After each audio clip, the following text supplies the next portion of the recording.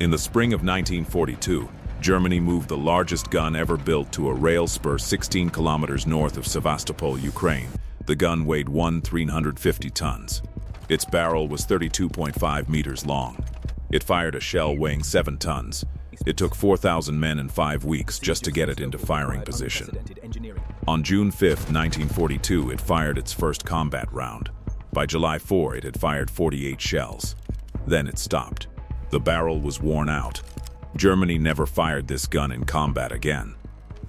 The question engineers at Krupp couldn't answer cleanly: why did the largest artillery piece in human history burn through its barrel in 48 rounds? In 1934, the German Army High Command gave Krupp of Essen a specific engineering problem. The French Maginot Line was nearly complete.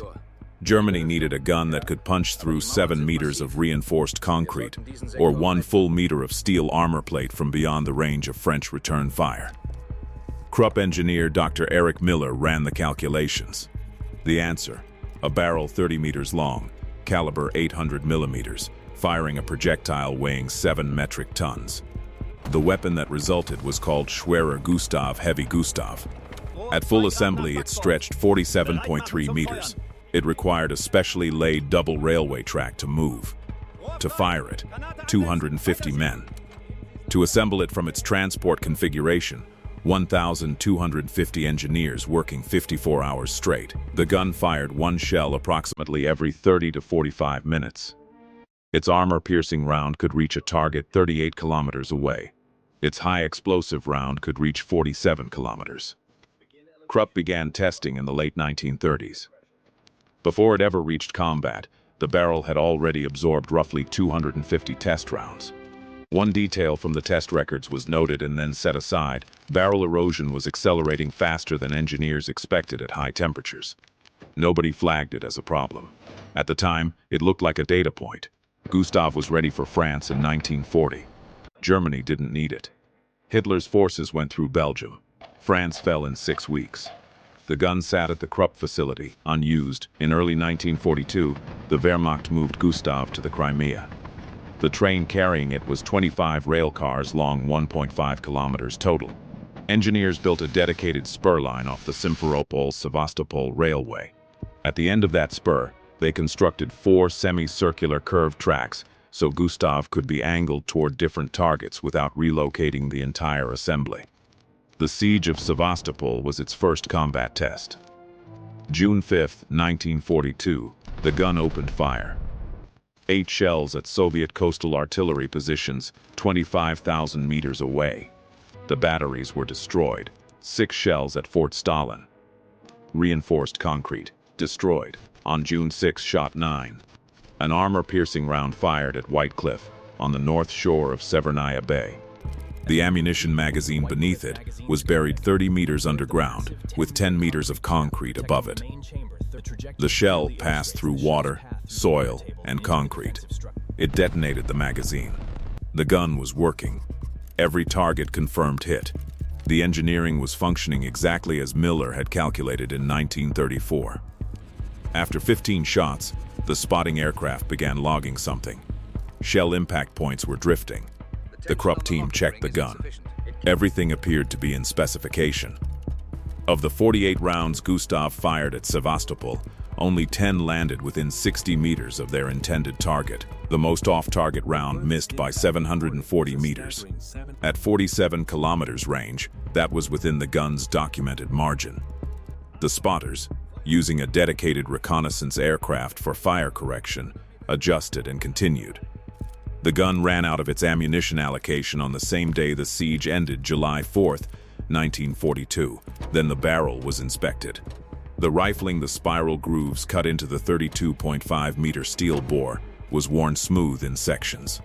The barrel had lost the mechanical grip it needed to spin each shell and stabilize it in flight. The barrel was pulled.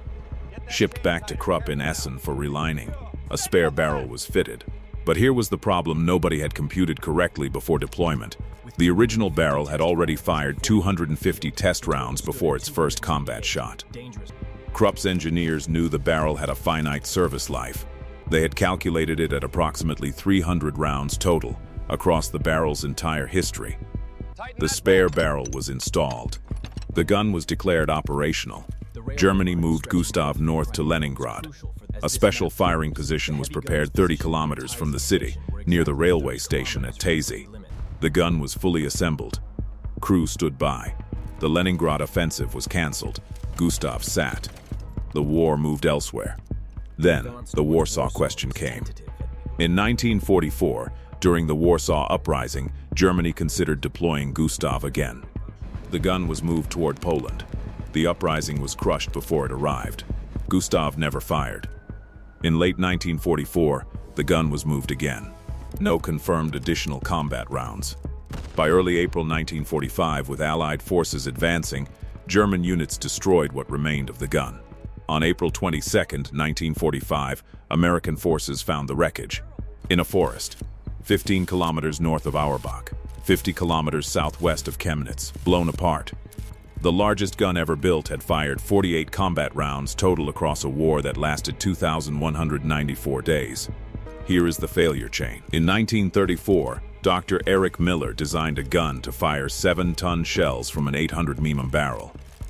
The physics required a powder charge of 700 kilograms per shot for the high explosive round.